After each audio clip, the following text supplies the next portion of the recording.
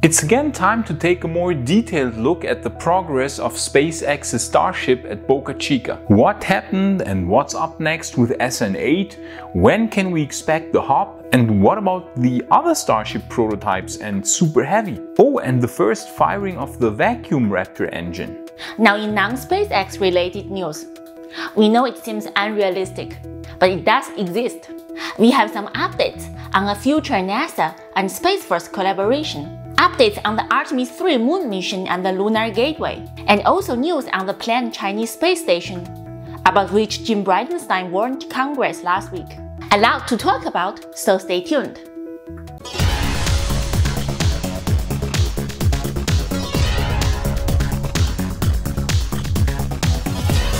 It's been a while since we took a more detailed look at the current status of SpaceX's Starship and Super Heavy at Boca Chica. So we'd say it's about time to change that. Last week, the SN7.1 test tank finally popped, which of course looked quite spectacular. Now the results are in, and Elon tweeted some quite interesting stuff. Of course, the reached pressure is always the most important metric with these tests. And Elon tweeted that SN7.1 reached 8-bar differential in ullage, a 9-bar at the base due to the propellant head. When Elon is talking about a pressure differential, he means the difference between the reached tank pressure and the outside pressure, which is 1 atmosphere, so 1 bar. Thus the reached pressure inside the tank was 9 bar, and 1 bar more at the base, where the pressure is higher due to the weight of the propellant pressing down. These are quite good values, and better than the previous test tanks, which SpaceX burst under controlled circumstances at Boca Chica. But Elon didn't seem to be satisfied yet, and claimed that Starship SN9 will reach even higher pressures, because SN7.1 was still not entirely based on 304L steel, but still had 301 steel in some parts. Apparently, the interfaces between the 301 and the 304L were the weak spot, which won't be the case anymore for future Starship prototypes, which are going to be entirely based on 304L. In fact, Elon said that SpaceX will make some additional tweaks to the alloy mixture in order to further increase the burst pressure. 8 bar is the required safety minimum for making Starship human-rated, but of course it would be nice to be quite a bit above that figure. But the current star is of course SN8. Everyone is anxiously awaiting that epic hop event. SN8 has been transported to the launch pad with the rear body flaps still folded. Elon tweeted that later this week SN8 will receive the nosecone and the front flaps. But we know that we should be careful with Elon's tweets regarding time estimates. Next week means translated sometime in the next weeks. After that, we'll of course have the usual procedure of cryo-proof tests, then static fire tests. And if all that goes well, we can see the first hop. With luck, it might still happen in October. Elon said that the hop altitude is not 20 kilometers anymore, but 15 kilometers or 50,000 feet. We don't know exactly why the altitude has been reduced, but we are sure Elon has some good reasons for it. Then the Super Heavy high bay building has now almost a finished roof structure, so that construction of the Super Heavy can start. And indeed, the first steel ring segments of the Super Heavy booster have already been spotted by the ever-watchful eyes of the awesome Mary aka Boca Chica gal. The Super Heavy launch pad didn't see a lot of progress during the last days, but SN9 will soon receive the forward dome section for stacking.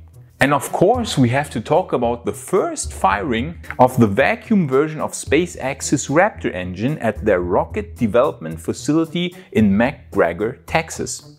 This is quite impressive, as is the scale of the vacuum Raptor engine, shown here on the right, with a funnily small human in the middle and the suddenly quite small looking sea level Raptor on the left. We will need quite a few of those vacuum Raptor engines for the orbital flights next year, as we know. So we see that SpaceX is working really hard towards achieving that goal, which of course leads to envy from others. The legacy rocket companies watch this young company here doing so many things so fast, of which they themselves are totally incapable, and thus of course they choose to either verbally attack SpaceX and Elon, such as Roscosmos's Rogozin, or employ some dirty tricks such as ULA, about which we for example talked in this video here. No matter the strategy, in the end they will end up getting disrupted anyway. And who will be the first to feel the brutal disruption? Of course, the companies working on SLS and Orion, namely Boeing and Lockheed, thus also ULA, which is a joint venture of these two companies.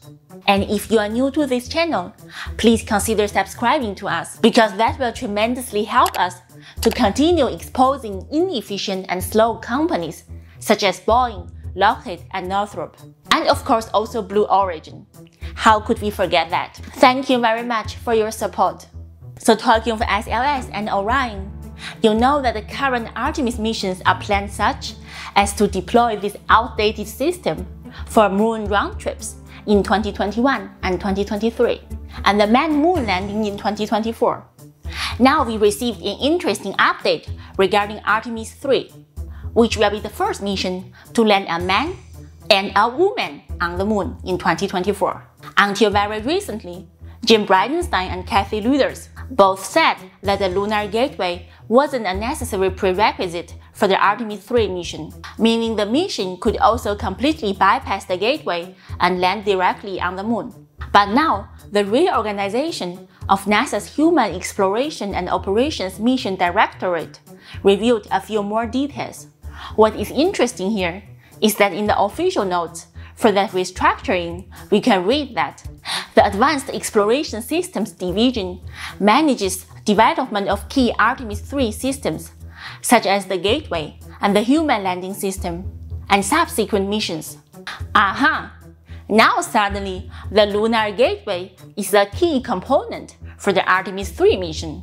Quite funny, because last we remembered, the Apollo missions did quite fine, landing 6 times on the moon, without a gateway in moon orbit. But well, we guess some people at NASA were thinking, we built this funny gateway here, and then it's not even necessary to carry out the moon landings. We should include it already in Artemis 3 to make it appear an absolutely necessary key component of the Artemis missions. Good one, NASA, good one. Meanwhile, NASA signed a memorandum of understanding with the Space Force. You know, the new military branch, which calls itself Space Force, but has no spaceship of any kind, nor has it ever sent even one single person into space. Yeah, this branch. NASA and Space Force will work together on lots of areas. But we found this part here especially interesting. Namely, capabilities and practices enabling safe, sustained near-Earth and cislunar operations such as communications, navigation, space structure servicing, assembly and manufacturing.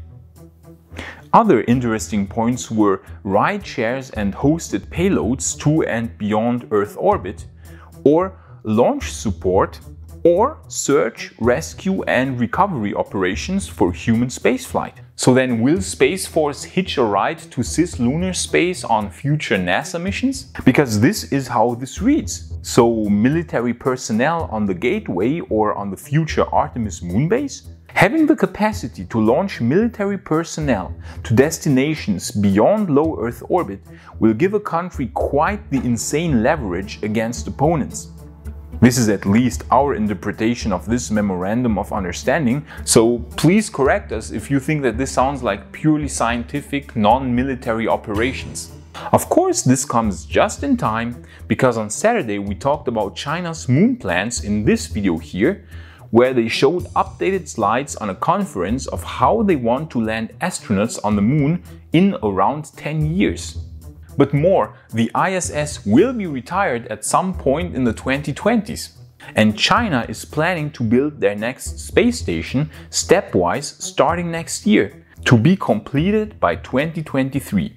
Jim Bridenstine warned Congress in a hearing last week on Wednesday that it wouldn't be smart to completely leave low Earth orbit to the new Chinese space station. He said, quote, China is rapidly building what they call the Chinese International Space Station, and they are rapidly marketing that space station to all of our international partners. It would be a tragedy if, after all of this time and all of this effort, we were to abandon low Earth orbit and cede that territory.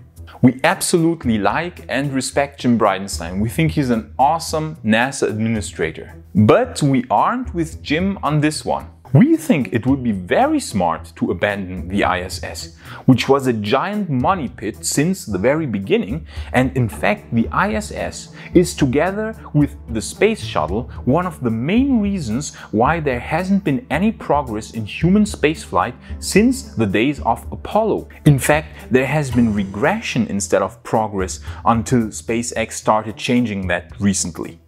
The shuttle and the ISS ate so much money that there was nothing left for human spaceflight beyond low Earth orbit. And aside from scientific experiments here and there, the ISS hasn't really provided humanity with lots of benefits, in stark contrast to what Apollo has, namely a huge number of offshoot technologies. So we think that it would be perfect if China would repeat that mistake and bind so much resources and money into a totally useless low Earth orbit space station.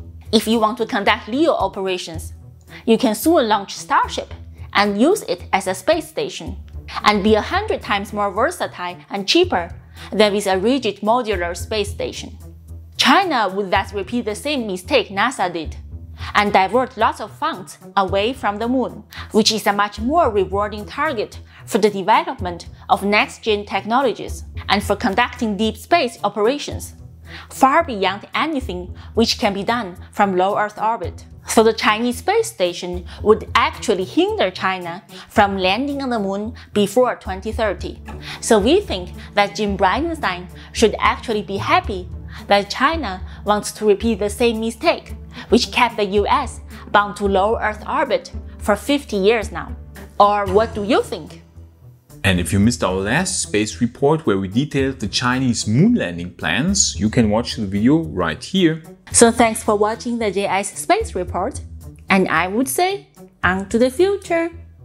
I just don't understand it and don't understand why the mic is so staying vertical to me.